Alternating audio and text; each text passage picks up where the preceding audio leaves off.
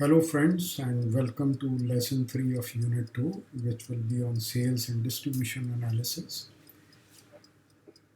So far, what you have seen is we have talked about the pricing analysis and then we looked at how to price. In this particular lesson, we'll talk about sales and distribution analysis.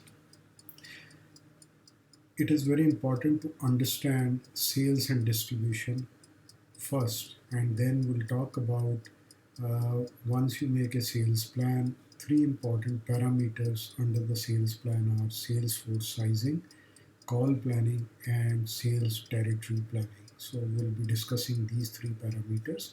But firstly, let us look at sales and distribution. Now, in order to understand sales and distribution, we must know that within the framework of marketing process where it fits. So this is one of the P's under the four P's, and this is place.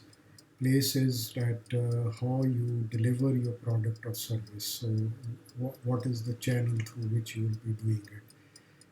So let me ask you a simple question. What do you think is the business of Starbucks?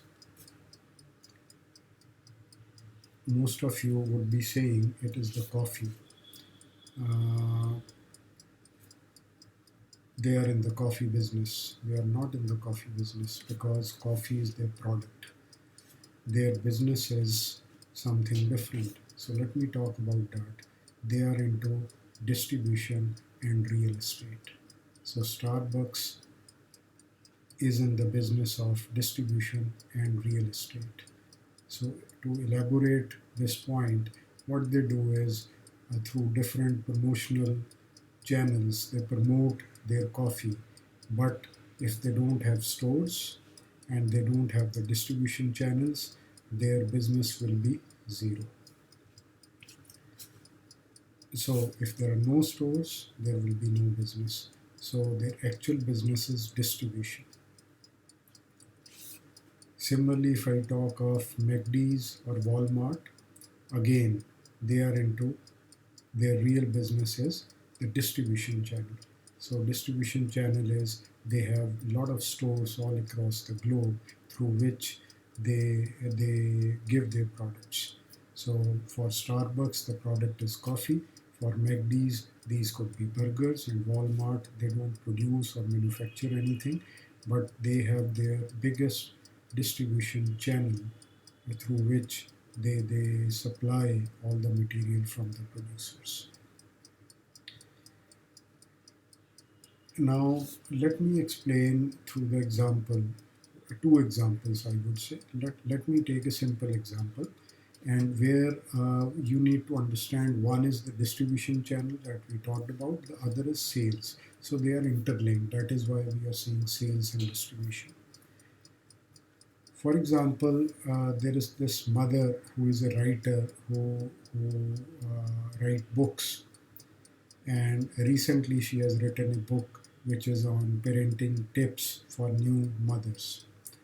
Now she would like to sell this book, and similarly she is writing more books and she would like to sell the books. So, and she would like to have all the income from the books for the family. Now, one way of doing it is that she can sell it in the market through some bookstores, or she can put the books on sale for any fairs or any place where the people come and those people who love books. The other way is she goes to Amazon and Amazon says, okay, I'll sell you a book. The book price, for example, is around $10. And Amazon says that, okay, I'll charge $3 per book and I'll be selling your book. So 70% of the book cost, book price that I sell will go to you. That means she is going to earn $7 per book. Now, if she has to sell, say, 100 books, so her profit gets reduced, and also the number of books, because there are many writers who are selling books on Amazon. Now, if I ask you again the same question, what is the business of this lady? And you will say selling books, right? I think selling books is her product. So her business should be building a distribution channel so that she can sell the books. So she wants sales and distribution channel for selling her books. So both are linked, sales and distribution. So that means if I want to sell more, I need to create a distribution channel. Now let us understand.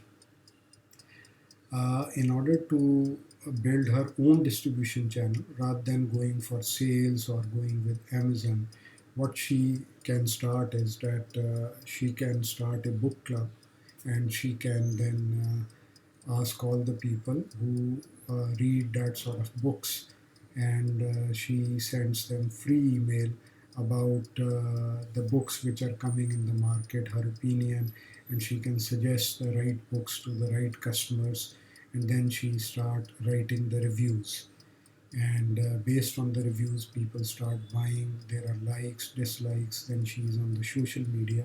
So that is what she is doing. And maybe she picks some five-star customers, and she starts giving them her book free of cost, right? Rather than putting that on sale, she is giving those e-books free of cost to these customers. So over a period of time, the trust factor increases. So people start liking her comments about her reviews, and she is giving some value to the customers in terms of the book reviews, in terms of the books coming in the market, and also giving some e-books free of cost, right? So she has now created a goodwill, and goodwill is very, very important for the distribution channel. So once she has done that, what she can do is, now Amazon comes to this lady rather than saying that I'll sell your books, and will say that okay, you write the reviews for the books which I am selling on Amazon. And this is what is known as affiliate marketing. And Amazon says that I'll pay you 50%, right, for those reviews and for the books that are being sold through Kindle. And Kindle is the platform which is for the ebook online section. So she has created her distribution channel wherein the readers through the goodwill are in her network, and she is able to sell the books by writing the reviews, and Amazon is the platform which is helping her, and this is how she can get her sales numbers go up. So here we talked about the example of Amazon also, what Amazon is doing through Kindle. So it is selling, Amazon is selling these online books to the people, and by getting the reviews from the lady we talked about, and then they are paying, they charge 50% for those books. Like Chetan Bhagat is one such author in India, which is associated with Amazon for this thing. Let me take another example. Now here in this example, we'll talk something different, where the choice of distribution channels, what sort of distribution channels I should build for my sales. So that French cake cafe, right? That French cafe we had started. So the bakery items, the cakes, the pancakes are very popular, and people have started asking from other places that if they can come and start some cafe there also. Now they have registered as a French Cakes Corporation, so it has grown big. Now, what are the options for French Cake Corporation to go for its own distribution channel? So, what are the choices? Number one, they may look at some self-service booths which are on the roadside, like in India we call them dhabas. So, when we talk about these market factors which we need to consider for this distribution channel, it could be the location and concentration of customers in that target segment where this service booth is coming. So the behavior of the buyer in terms of the habits, the taste, and the expectations, then the buyer needs. You need the customer information, right? And what sort of service they want. So based on that, you can have this distribution channel. Then maybe another distribution channel which this French Cafe Corporation can create is chain of their own French cake cafes, like the one with which they started. So over here, they will be looking at from the producer side. That was earlier the market factors, whether they have enough resources to put up to set up these cafes. Second is the degree of control, how much they want the control, or they want a franchisee system, and product mix offered. So, what sort of product line they would like to put in those cafes? All the products which they started with, or it will be selective. So if they want, they can have their own web shop where they create a website and they take the orders. But in this case, when they make in bulk and they expect certain orders every day, so how fast they can do that, it will also depend on the product factors, more on the product, the perishability of their cakes, whether they can handle that and deliver that, right? And third is the complexity in terms of showing those products on the website and then matching that actually when it is delivered. And then the another option is that they can go to the supermarkets, and there either the supermarket can display their bakery items there along with other bakery items from other competitors, or they can have their own space within the supermarket. So here it will be this distribution channel. They have to look at the competitive factors, which other bakers are also putting their products in those supermarkets. Can they have a exclusive arrangement where they can differentiate their product, and they don't want supermarkets to have their competitor products of bakery as part of their delivery there.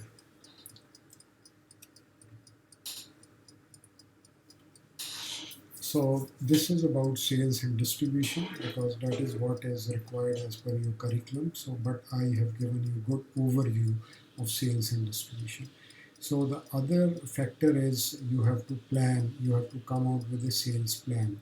Now, when we talk about a sales plan, there are three big parameters you have to plan. So number one is how big your sales force should be. So the sizing of the sales force, how many people you would like to keep as salespersons. Second is the sales call planning, and third is the sales territory planning. So let us discuss all the three one by one. Number one, when we talk about the sales force sizing, so you need to keep in four factors in mind when you are doing the sizing. When I say sizing, that means how big your sales force should be. It should not be too big that the expenses are more than the revenue. So your sales, although it is there, but your sales force expenses are so high that you don't get any profit out of it. You cannot keep a small sales force because then you will not be able to penetrate the market or the territory in which you are working. So number one, for the sizing, the first parameter you must consider is you should understand the stage of business to mitigate the risk.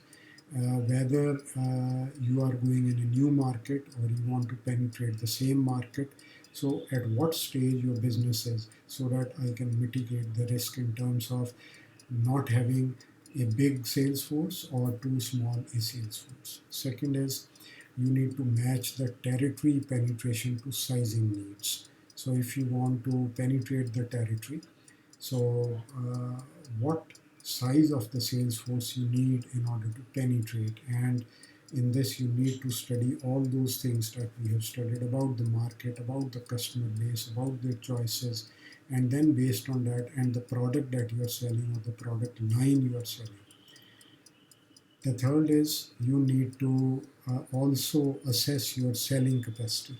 It should not happen you have a big sales force and they have promised a lot of things, and this especially happened in the car sales. So whenever a new model is launched and the sales force is so big that they have promised and they have booked so many cars, but the selling capacity is not there. So as a result, that branding is affected and that company goes into losses because you are unable to deliver the product which you have promised. And the fourth one is you must use a sizing tool. Here you take the help of analytics. So you try to use a sizing tool to see whether you have the optimal sales force size or not. Remember two more things. One is the strongest indicator of long-term profitability is market share.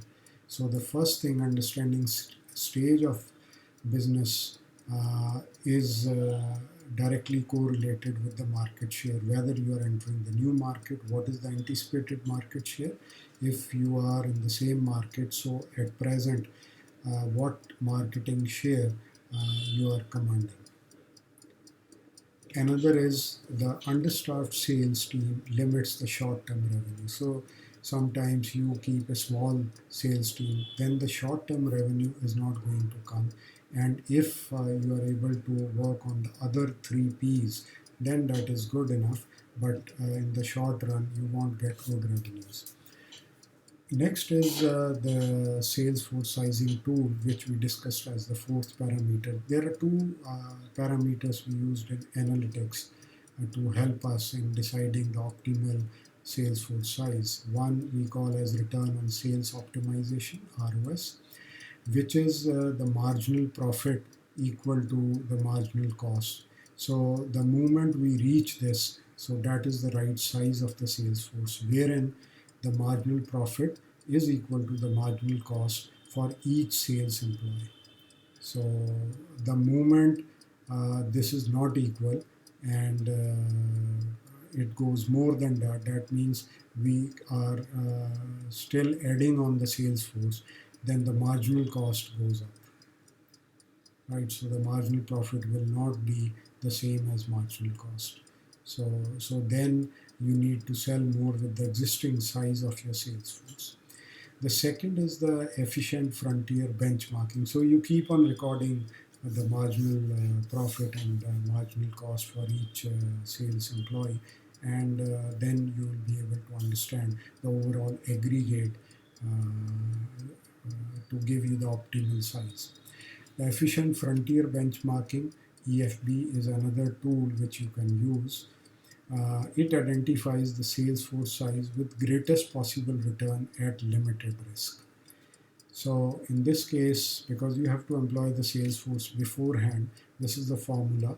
So on the left hand side, SPEOP, that is the optimized number of salesperson.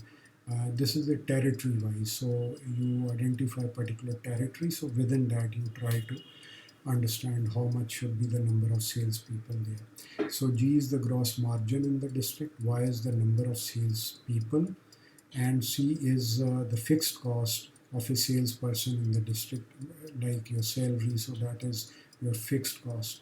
And the sales potential is POTEN, POTEN. So then you use this using analytics, you keep on recording, and then you can arrive at the best efficient frontier benchmarking figure, which will give you the size.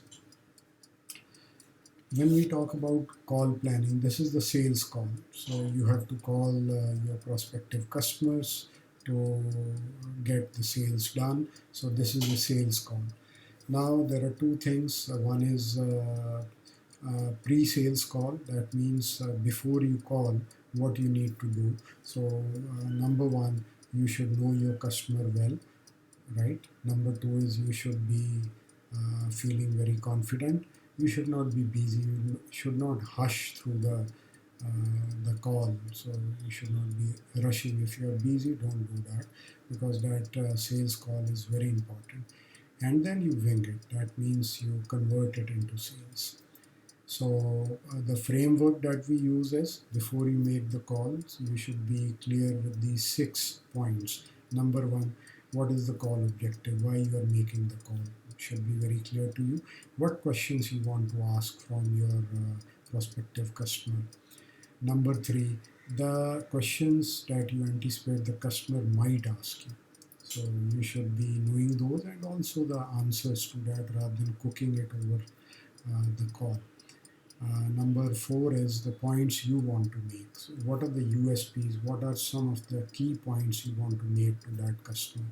And number five is the customers may come up with some objections about the product, about the company. So you should anticipate those and you should have answers for that beforehand.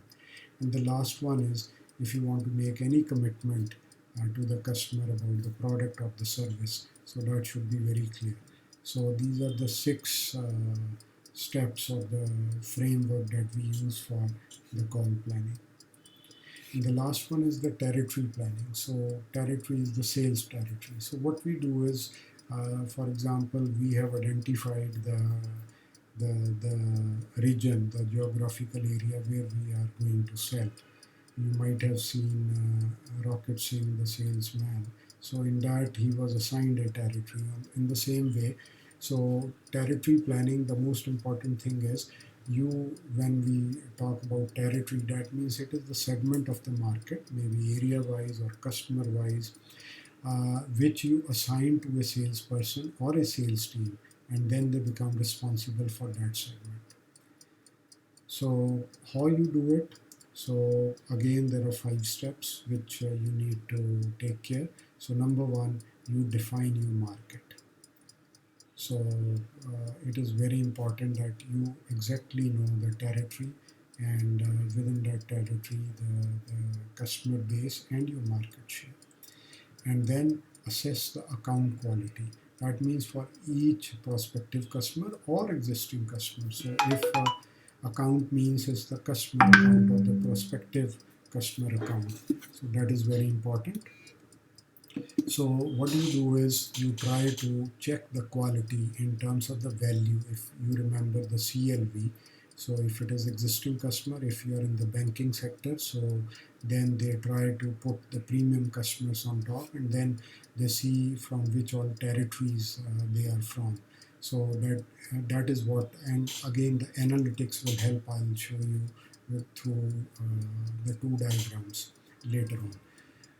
Next is you assess the territory quality.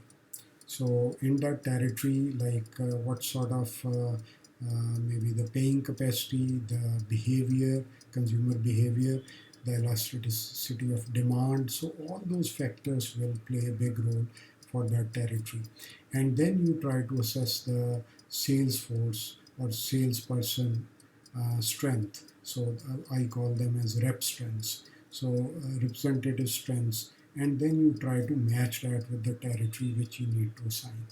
And then you keep on reviewing, and then you consolidate, okay, which salesperson should be assigned to which territory, or you want to make some changes. So the review frequency may change depending on the business or the product line or the territory which you are serving.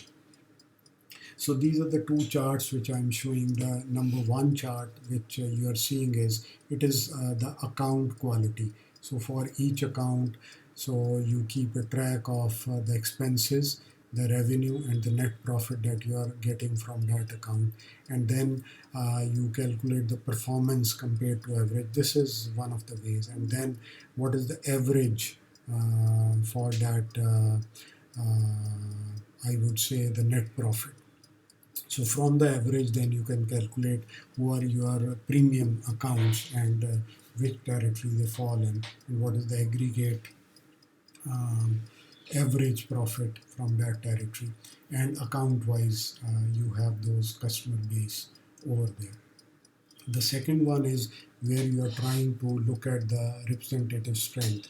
So you put the representative names, then the total visits the representative has made, and then what was assigned, the optimal, and actually how many visits he has made, or she has made, and then the percentage of visits completed. So whether the rep has really done well in terms of fulfilling and completing the visits which have been assigned, and then performance compared to the average. You calculate the average and which all reps have done well. Which this is one parameter where we are focusing on the visits. So in terms of the sales which they were able to get or achieve, so that also is another parameter. So like this you do this analysis and then you match, so it is matching the territory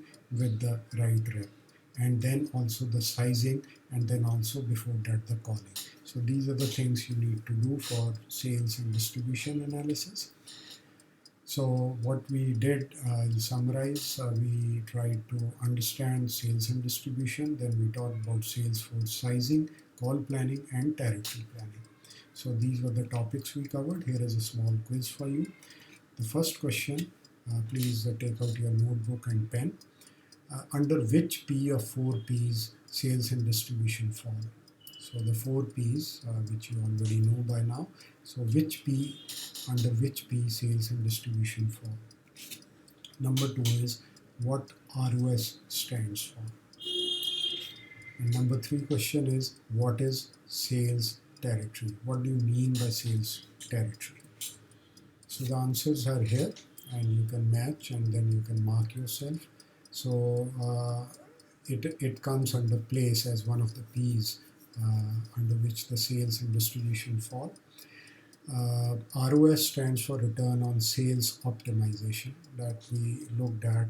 It should be the marginal cost should be equal to the marginal profit. So when it reaches, that is the right size. What is sales territory? The segment assigned to the salesperson or the sales team. So that is all. If you have any questions, feel free to drop one email to me and I'll get back to you. And this is for further reading. If you would like to know what are the territories and KPIs, how they are used to help you in quantify the sales success. So this is the analytics part. So this gives you the theory. It's a good blog and you can read that. Thank you very much, my friends. So this is lesson 3. So we'll see you next week with the lesson 4 of unit 2. Bye for now.